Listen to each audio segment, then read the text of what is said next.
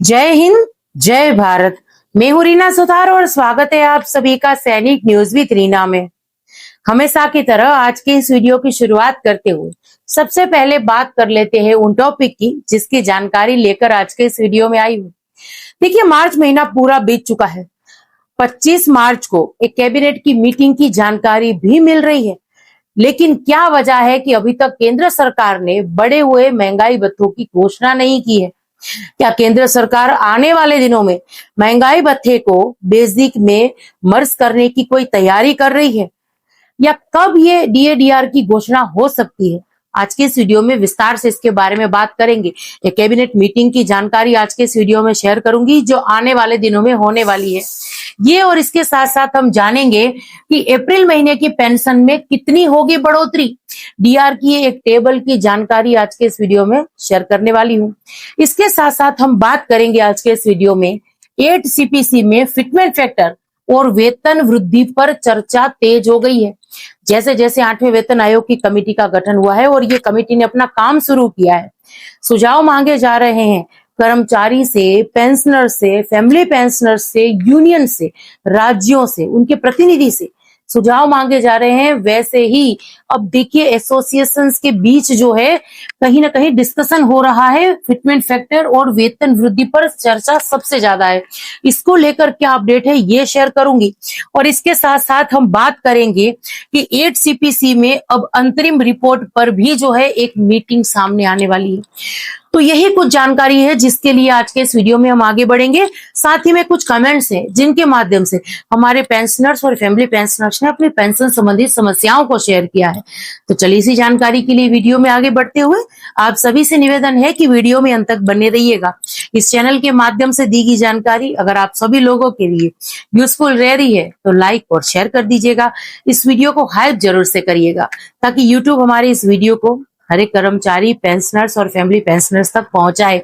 आप चाहें तो चैनल को ज्वाइन कर सकते हैं, लेकिन अगर सब्सक्राइब नहीं किया है तो सब्सक्राइब जरूर से कर दीजिएगा और बेल आइकन को प्रेस करके नोटिफिकेशन ऑन रखिएगा ताकि हर एक वीडियो की जानकारी आप लोगों तक पहुंचती रहे। तो इसी के साथ आज के इस वीडियो की शुरुआत में करूंगी महंगाई भत्तों के साथ। देखिए, 1 जनवरी 2026 से हमारे महंगाई भत्तों में 2% की बढ़ोतरी हुई है, ये आप सब जानते हैं। अब उम्मीद की जा रही थी और जैसे जैसे अलग अलग न्यूज़पेपर्स वगैरह में, आर्टिकल्स में हम पढ़ रहे थे, इलेक्ट्रिक मीडिया में भी यही कहा जा रहा था कि मार्च महीने में होली के आसपास केंद्र सरकार जो है बढ़े हुए महंगाई भत्तों की घोषणा कर देगी। ऐसे में अगर मैं बात करूं मार्च महीने की, तो मार्च महीने में अभी तक कुल 2 या 3 जो है कैबिनेट की मीटिंग हो चुकी है। बावजूद इसके केंद्र सरकार ने अभी तक जो है बढ़े हुए महंगाई भत्तों की घोषणा नहीं की है। हालांकि ये कंफर्म है कि महंगाई भत्ता जो है हमारा वो 58% से 60% पहुंचा है। यानी दिसंबर 2025 तक के जो AICPN के आंकड़े हैं उसको कैलकुलेट वगैरह करके 2% की बढ़ोतरी हुई है और आरबीआई के उस लेटर के माध्यम से ये कंफर्म भी हुआ है जो कुछ दिनों पहले मैंने अपने वीडियो में शेयर किया था। तो 2% की बढ़ोतरी तो कंफर्म थी। हालांकि अगर मैं बात करूं, बहुत सारे ऐसे चैनल्स थे जो 4 से 5% की बढ़ोतरी या 3 से 4% की बढ़ोतरी की बात कर रहे थे। तभी भी हम यही बात कर रहे थे और यही सही अपडेट में शेयर कर रही थी इस चैनल के माध्यम से कि सिर्फ और सिर्फ 2% की बढ़ोतरी होगी, इससे ज्यादा बढ़ोतरी संभव नहीं है। और जैसे ही आरबीआई का वो लेटर आया उससे ये कंफर्म हो गया कि 2% की बढ़ोतरी हुई है। ऐसा ही देखिए फिटमेंट फैक्टर को लेकर भी होने वाला है। अभी भले ही अलग अलग चैनल अपने हिसाब से फिटमेंट फैक्टर को लेकर बातें करते रहे, 8वें वेतन आयोग में आपको लाखों का एरियर दिलाते रहे, लेकिन ये 8वें वेतन आयोग में हमें फिटमेंट फैक्टर जो है 1.90 से लेकर ज्यादा से ज्यादा 2 पॉइंट, इससे ज्यादा नहीं मिलेगा। अब एसोसिएशन इस पे क्या प्रयास कर रहे हैं, वीडियो में आगे इसके बारे में बात करूंगी, लेकिन फिलहाल हम बात करते हैं पेंशन ये डीआर के टेबल के बारे में। देखिए, अप्रैल महीने में हमारी पेंशन में कितनी बढ़ोतरी होगी, अगर ये जानना चाहते हैं तो अभी स्क्रीन पर आपको जो थंबनेल दिख रहा है ये वीडियो आपको मेरे चैनल पर मिल जाएगा। इसमें मैंने एक डीआर की टेबल विस्तार से शेयर की है। हमारे जो डिफेंस के पेंशनर्स हैं, सिपाही रैंक से लेकर जो है कैप्टन रैंक तक के सभी जो हमारे ऑनरी कैप्टन रैंक के हमारे पेंशनर्स हैं, उनकी पेंशन में कितनी बढ़ोतरी होगी, उनको एरियर कितना मिलेगा और बढ़ी हुई पेंशन कितनी आएगी, बेसिक कितनी है OROP 3 के तहत लेंथ ऑफ सर्विस के हिसाब से, ये सारा कैलकुलेट करके जो है एक टेबल मैंने बनाई थी, आपको इस वीडियो में मिल जाएगी, आप चाहें तो उसको देख सकते हैं। लेकिन अब वीडियो में आगे बढ़ते हुए मैं बात करती हूँ कैबिनेट मीटिंग की। जैसे कि अभी कुछ देर पहले मैंने कहा कि देखिए मार्च महीने में 2 या 3 कैबिनेट की मीटिंग हुई है, 10 या 18 तारीख को थी और अभी हाल फिलहाल 25 तारीख को भी एक कैबिनेट की मीटिंग हुई है। और इस कैबिनेट मीटिंग में भी देखिए डीएडीआर को लेकर कोई फैसला नहीं हुआ। अब सारी उम्मीदें हैं 1 अप्रैल 2026 को यानी बुधवार को जो कैबिनेट की मीटिंग होने जा रही है इसको लेकर। उम्मीद करती हूँ कि इस मीटिंग में जो कैबिनेट है इनके द्वारा बढ़े हुए महंगाई भत्तों को लेकर डिसीजन जरूर से लिया जाएगा। उसके बाद अनाउंसमेंट हो जाएगा। जैसे ही अनाउंसमेंट हो जाता है जो है इसको लेकर लेटर वगैरह आना जारी हो जाएगा और फिर हमें 3 महीनों का एरियर यानी जनवरी, फरवरी और मार्च महीनों का जो एरियर है वो अप्रैल में कभी भी मिल जाएगा। लेटर वगैरह आएंगे, घोषणा हो जाती है तो ये एरियर हमारे खातों में आ जाएगा और अप्रैल महीने की पेंशन जो है वो बढ़ी हुई आएगी। अब यहाँ पर एक सवाल कि 1 अप्रैल 2026 को मैं कैसे कह रही हूँ कि कैबिनेट की मीटिंग होगी। तो देखिए आमतौर पर कैबिनेट की मीटिंग जो है हर बुधवार को होती है और इस बार 1 अप्रैल 2026 को भी बुधवार ही है, तो इसलिए उम्मीद करते हैं कि इस बार जो कैबिनेट की मीटिंग होगी उसमें इस बढ़े हुए महंगाई भत्तों पर मोहर जरूर से लग जाएगी। जो भी अपडेट होगी मैं इस वीडियो के माध्यम से जरूर से शेयर कर दूंगी। अब वीडियो में आगे बढ़ते हुए हम बात करते हैं फिटमेंट फैक्टर और वेतन वृद्धि पर जो चर्चा तेज हो गई है उसके बारे में।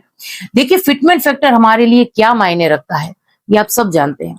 आज सोशल मीडिया में जो सोशल मीडिया के माध्यम से जो अवेयरनेस फैली है, जो वीडियोस में आप फिटमेंट फैक्टर और वेतन वृद्धि के बारे में सुन रहे हैं, उससे देखिए हमारे सभी पेंशनर्स और खास तौर पर हमारी फैमिली पेंशनर्स को ये पता है कि अगर फिटमेंट फैक्टर के तौर पर एक अच्छा खासा आंकड़ा मिला तो ही हमें 8वें वेतन आयोग में हमारी सैलरी या पेंशन में बढ़ोतरी देखने के लिए मिलेगी। और अब एसोसिएशंस का यही प्रयास है कि देखिए जो चर्चा अगर मैं कहूँ अलग अलग एसोसिएशंस के बीच जो चर्चा हो रही है वो चर्चा जो है हो रही है फिटमेंट फैक्टर और वेतन वृद्धि पर। तो ऐसे में देखिए अगर मैं बात करूं तो कर्मचारी यूनियंस और विशेषज्ञों के बीच में जो अभी डिस्कशन हुआ है इसमें फिटमेंट फैक्टर जो है 2.86 से लेकर 3.25 यहाँ तक जो है फिटमेंट फैक्टर की मांग रखी जा रही है। इसके साथ साथ वेतन वृद्धि की अगर बात करें तो 30 से 34% जो है वेतन वृद्धि की मांग आने वाले दिनों में केंद्र सरकार के सामने भी 8वें वेतन आयोग की कमेटी के सामने विस्तार से रखी जाएगी। अब डिस्कशन अभी ये चल रहा है और अगर ये होगा यानी फिटमेंट फैक्टर जो है 2.86 से लेकर 3.25 के बीच अगर रहा और वेतन वृद्धि भी 30 से 34% के बीच रही तो ही अच्छा खासा फायदा हमें इस वेतन आयोग में मिलेगा।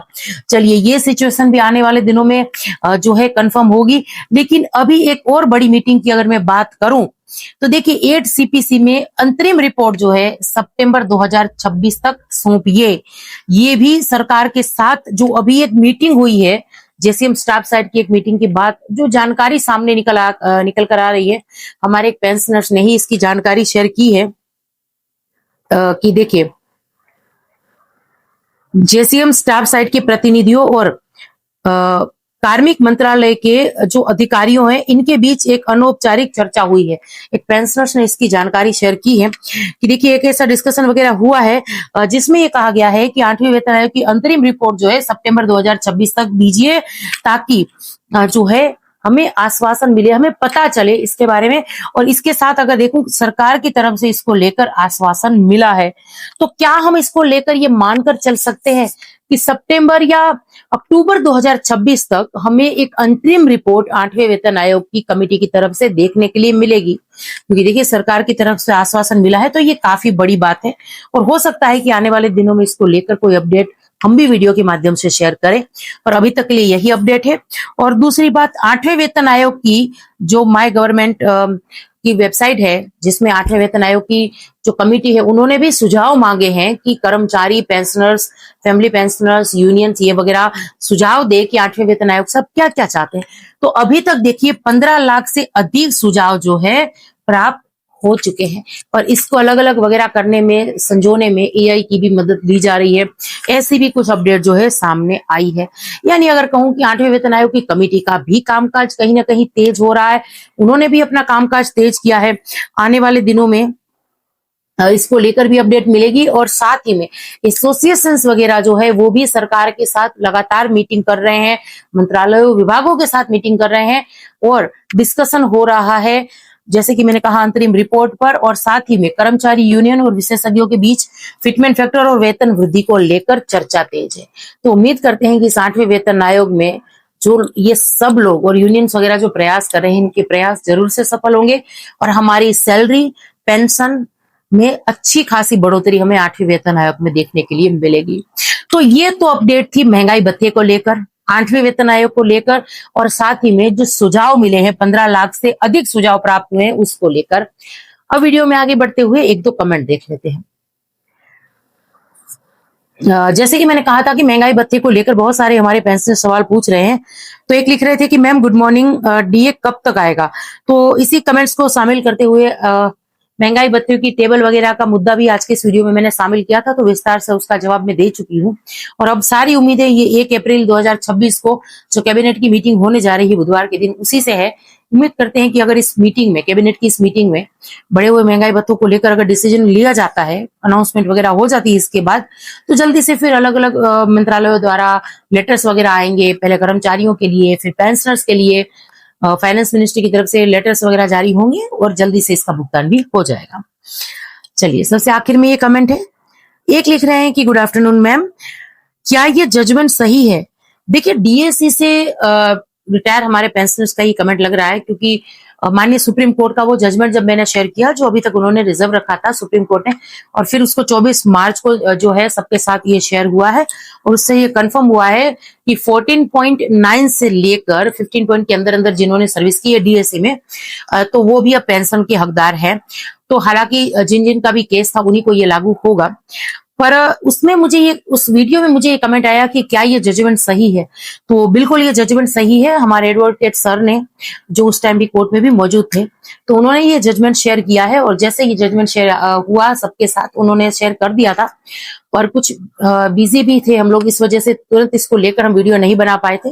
पर तुरंत मैंने इसकी, जैसे ही मुझे थोड़ा समय मिला, विस्तार से इस पर मैंने वीडियो बना दिया है। अभी भी अगर कोई पेंशनर या फैमिली पेंशनर चाहे तो केस दर्ज करा सकते हैं, और अभी इसको जीत मिलेगी, क्योंकि रेफरेंस वगैरह यही सब केस का लिया जाएगा। तो उम्मीद करती हूँ कि जो भी जानकारी, चाहे डीएससी केस से जुड़ी हो, चाहे पीएमआर केस से जुड़ी हो, जो भी मैं केस से जुड़ी हुई जानकारी वगैरह जो शेयर करती हूँ, आप लोगों के लिए बेहद ही उपयोगी रह रही है। अब आपके कमेंट्स का मुझे इंतजार रहेगा। इस विषय पर आपका क्या ख्याल है, कमेंट्स के माध्यम से जरूर से शेयर करिएगा। और एक मैंने सवाल पूछा था हमारे पेंशनर और फैमिली पेंशनर से, कि अगर आपको कोई लीगल एडवाइस चाहिए, हमारे डिफेंस के पेंशनर्स, फैमिली पेंशनर्स को भी कह रही हूँ, और हमारे सेंट्रल गवर्नमेंट के पेंशनर्स हैं उनके लिए भी कह रही हूँ, अगर आपको कोई लीगल एडवाइस चाहिए तो उनके लिए मैंने व्हाट्सएप ग्रुप शुरू किया है। आप चाहें तो आपका नाम उसमें आप ऐड करवा सकते हैं, और लीगल एडवाइस चाहिए तो आपको बिल्कुल फ्री लीगल एडवाइस मिल जाएगी। फिर आप डिसीजन ले सकते हैं कि आपको केस करना है या नहीं करना है। और आज तक के लिए यही जानकारी थी जिसको लेकर आई थी। ये जानकारी आप सब लोगों को कैसे लगी, कमेंट्स के माध्यम से जरूर से शेयर करिएगा। इसी के साथ मिलते हैं अगले वीडियो में। जय हिंद।